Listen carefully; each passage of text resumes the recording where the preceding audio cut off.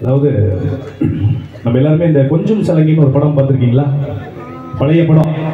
ஜெமினி கணேசன் அவர்களும் சாவித்திரி அவர்களும் நடிச்சிருப்பாங்க. அதில் வந்து அழகா ஒரு வசனம் இருக்கு. என்ன வசனம்? ஒரு பாட்டு வரும், அதுக்கு முன்னாடி ஒரு வசனம் இருக்குங்க.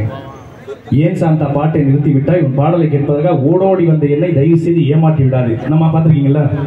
அந்த டைலாக் நம்ம புரட்சி தலைவர் எம்ஜிஆர் அவர்கள் பேசியிருந்தா எப்படி இருக்கும்? ஜெமினி கணேசன் அவர்கள் பதிலாக, அம்மா சாந்தா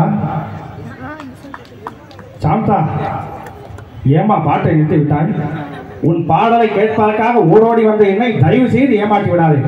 நீ பாட வேண்டும், அதை கேட்டு நான் ஆட வேண்டும். பாடு சாந்தா, பாடு. பாட மாட்டியா?